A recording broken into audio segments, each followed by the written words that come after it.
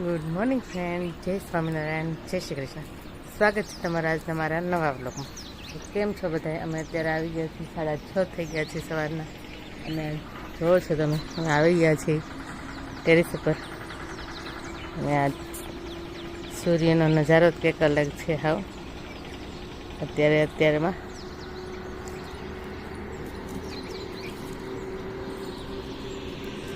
મારા ડોગીભાઈ પણ ઉઠી ગયા છે ક્યારના.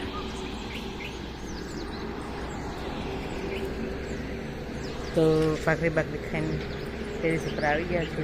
એકદમ શાંત વાતાવરણ છે અને ઉનાળાની સવાર, મસ્ત ઠંડુ વાતાવરણ હોય, એકદમ શાંત વાતાવરણ. અત્યારે એમ થાય સૂતા રહી, કેમ કે સાંજે એટલી ગરમી થાય તો લૂ લાગે તો નીંદર પૂરી થાય નહીં. સવારમાં એમ ઠંડુ વાતાવરણ હોય એટલે બધા એકદમ. તો દોસ્તો આપ જોઈ શકો છો અત્યારે સવારમાં મોરલા કેટલા બધા છે અહીંયા, ઢેલ ને મોરલા. ઓલા આપણે કળા કરી છે મોરે, આપ જોઈ શકો છો ઉપર મંદિર ઉપર કેટલી ઢેલ છે, કેટલા મોરલા છે. ગુડ આફ્ટરનૂન દોસ્તો. તો વાગી ગયા છે બપોરના 3:30 અને અત્યારે હેતલે બનાવવાનું ચાલુ કરી દીધું છે પોપકોર્ન. આપ જોઈ શકો છો. ક્યાંથી લાવી તા મકાઈ?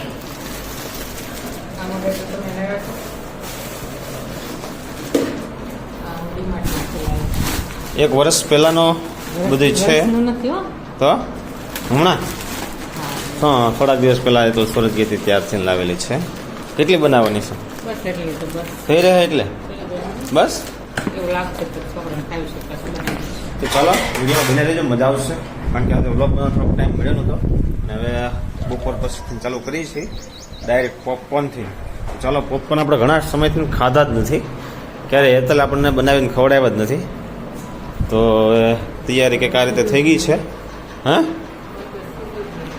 હું પોપકોર્ન બનાવવાનું તને ખબર જ છે. આપણી પાસે મકાઈ છે તો પછી બનાવવામાં તને શું તકલીફ થયેલી કાંઈ? હા, શું તકલીફ થયેલી?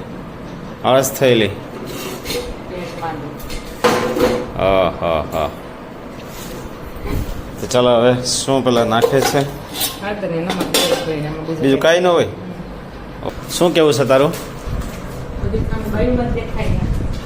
કેમ ખામી?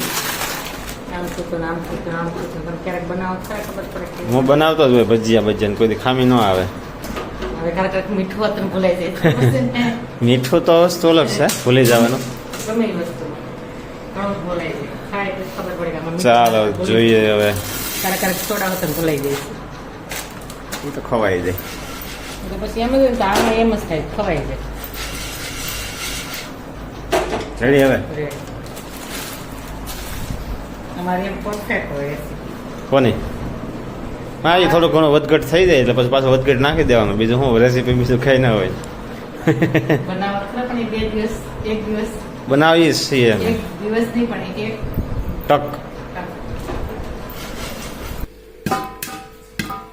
તો આપ સાઉન્ડ જોઈ શકો છો, ધબધબાટી બોલવા મળી છે. और ये पॉपकॉर्न भी देखो एक बार आ गया है भाई. तो खात मुहूर्त કરીએ આપણે. મજા આવ્યો છે.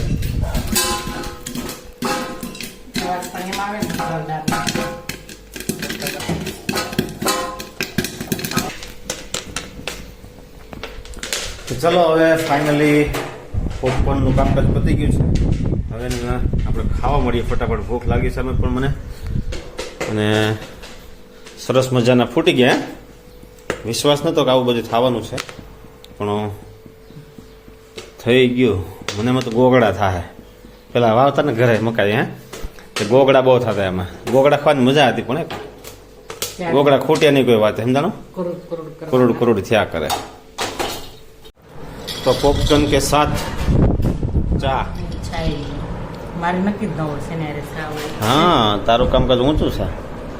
તો ચાલો હવે પોપકોર્ન દોસ્તો બનીને મસ્ત મજાના રેડી થઈ ગયા છે. જોઈ શકો છો મસાલાવાળા છે ને મસાલા વગરના બે બનાવ્યા છે. એટલે તો ચાલો ખાઈ લઈ, થોડુંક પેટ પૂજા કરી લઈ, પછી પાછું કામકાજ છે. ઘઉં ભરવાના છે, જોઈ છે કેટલાક ભરાય છે. 2 ટીપણા ભરવાના છે અને એમાં કાંઈ વાર ન લાગે, ફટાફટ દબાકા બોલાતી. કારણ કે થોડુંક ભૂખા થયા છે ને એટલે થોડુંક શું છે ઈંધણ થોડોક વહી જાય ને અંદર એટલે પછી જામી જાય.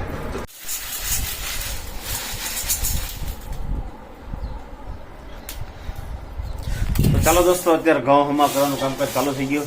બે ચાવણીઓ બે જણાએ ચાલુ પકડી લીધી છે અત્યારે. અને મારા મમ્મી ઘઉં ભરીને ટીપણામાં નાખતા જાય છે.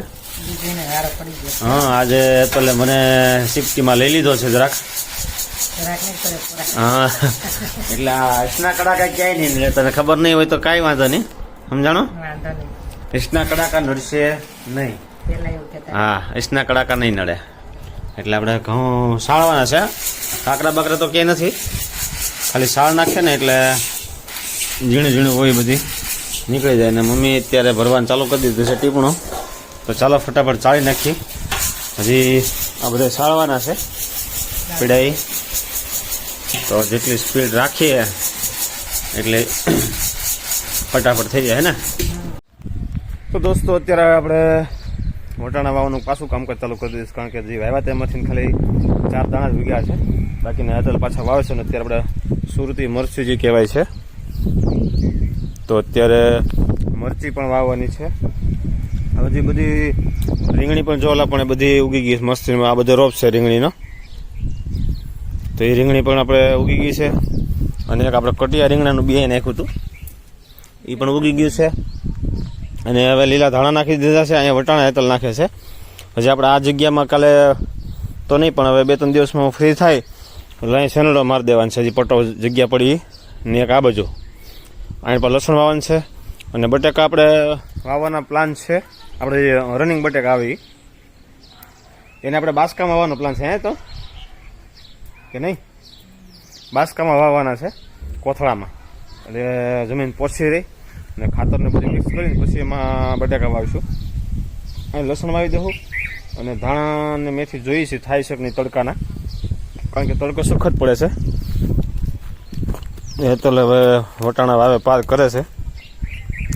અહીંયા થોડાક એવા ખાલી ઉજ્યા છે, 4-5 છોડવા ઉજ્યા ખાલી, બાકી વધારે ખાસ ઉજ્યા નથી. જમીન થોડાક નીચે આવે એટલે પાણી અહીંયા ભેજ રહે, સમજાણું? તો ચાલો દોસ્તો હવે આપણે મરચી વાવી દેવાની છે. મસ્ત મજાની ચોરતી મરચી. હો ભાઈ, ચોરતી મરચી વાવવાની છે.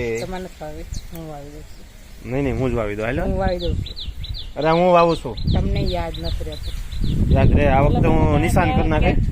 ક્યારામાં વાવ્યા હતા વટાણા એ તમને ખુદ ને યાદ નથી. પણ એટલું બધું વાવ્યું છે તો થોડું ઘણું ભૂલાઈ જાય. સાચી વાત છે ને દોસ્તો તમારી મારી, કારણ કે હું કેટલું બધું વાવ્યું હતું આપણે. એટલું તો યાદ રહી ને મારા ખાસ ભૂલાય નહીં ભૂલાય ભાઈ. હું તો મારે થોડુંક નરસિંહ મહેતા જેવું થઈ ગયું છે, ભૂલાઈ જાય છે, સમજાણો? એને તો સંસાર ભૂલી ગયા હતા. મરચીના બી વાવવાનું નહોતા ભૂલી ગયા. તોય કાંઈ વાંધો નહીં, તો નરસિંહ મહેતા જેવું જ કહેવાય મારું, સમજાણો? નરસિંહ મહેતા મને તમારામાં કઈ ફેર નહીં. એમ તો હાથી ઘોડાનો ફેર, સમજાણો? ઉગી જાય, પાકી ગયેલું જ છે. ઘરે થોડી પકવી છે, પરાણે પકવેલી હોય ને તો એમ થાય. અમારા વેલાવાળા બટેકા તો ક્યાં આવી ગયા ખબર નહીં પડી. બિચારા ખાધો તો શાક બનાવીને તો સારું હતું ને વિજય. બહુ તીખી છે હાથમાં. હું કામને ઓલું કરો છો વધારે તીખી? વાંધો નહીં, પણ ગ્રીવા નડશે ને તો 2 દિવસમાં કોળાઈ જાય, ઉગી જાય. સોરી, એટલે તો કહું દ્રાક્ષ સારી એટલીસ્ટ. આમાં કઈ ખબર નથી કે કઈ કાળી દ્રાક્ષ છે ને કઈ આ. હા એમ જ હશે. આ કેટલી મસ્ત જામી છે, કેટલી ફાઇન લાગે, એકદમ લીલી. તો મરચીનું કામ પૂરું થઈ ગયું. યાદ રાખજો, કાળી દ્રાક્ષના વેલામાં ખામણામાં વાવી હતી મરચી હતી એમ. ચાલો દોસ્તો હવે મારે ઘઉં સમા કરવાના છે, થોડીક મદદ કરવાની છે મમ્મીને અને હેતલને. તો શું છે ફટાફટ બધા ફ્રી થઈ જાય ને આજે સાંજે બધું આપણે ઘઉંનું કામકાજ પૂરું કરી દેવાનું છે. બધા ટીપણા ભરી લેવાના છે એટલે કાલથી આડું આવતું બંધ થાય, કારણ કે જે મારે ડેલાનો કલર કરવો પણ ઠીઠો છે. અને સારું આપણે પાછો 1-2 ફેરા પીડ્યા હતા, 2 ફેરા જ લેવા છે. હજી મને એમ છે 2 ફેરા તો મને એમ છે થાય. દરરોજ સવારમાં 1 ફેરો મારી દઈએ પછી આખો દી ઘરે હોય આપણે. અને શું છે હવે આપણું ગાર્ડન થોડું ફટાફટ જમાવાનું છે. હવે જો આ શાકભાજી બધા ઉગી ગયા છે. શું છે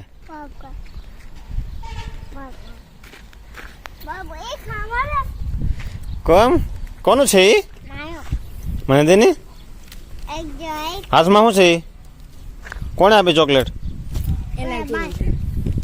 ચોકલેટ ઉધરસ આવે છે ના પાડી દેવાની હોય તો ચાલો દોસ્તો બચ્ચા પાર્ટી આવી ગઈ છે ને ગ્રીવા શું છે આજકાલ આઉટ ઓફ હોમ વધારે રહી છે કા ગ્રીવું ઘરની બહાર થોડીક વધારે રહી છે હમણાં રખડવા ચડી ગઈ છે છોકરી ને ભાઈને એક્ઝામ પતી ગઈ છે એટલે બેન ભાઈ નીકળી પડે છે 4 વાગ્યાના નીકળી ગયા હતા અત્યારે છે ઘરે આવ્યા હતા નિત્ય નીકળી ગયો તો બપોરનો ઘરે ખાઈને સીધો જ નીકળી ગયો તો અત્યારે ભાઈ છે કે આવ્યા છે ઘરે હવે સાંજ પડવા આવી ગઈ છે ખૂબ જ એન્જોય કરે છે સાંજે ક્યાં જવાનું છે કેમ મંદિરે જવાનું છે મંદિરે જાય ધૂન કીર્તન કરશે થોડી વાર અને મજા કરશે ભગવાનની ઓરી જેટલી ભક્તિ કરે એટલું સારું ને થોડુંક એનામાં પણ થોડીક શું છે આધ્યાત્મિકતા અત્યારથી થોડી વાર મંદિરે જાય ભગવાન દર્શન કરે તો શું મજા આવે ને છોકરાને થોડુંક ભગવાન પ્રત્યે પ્રેમ ભાવ ને આસ્થા જાગે શું બેટા હે ધ્યેય આવશે ઓકે હાલો ઓકે ચાલો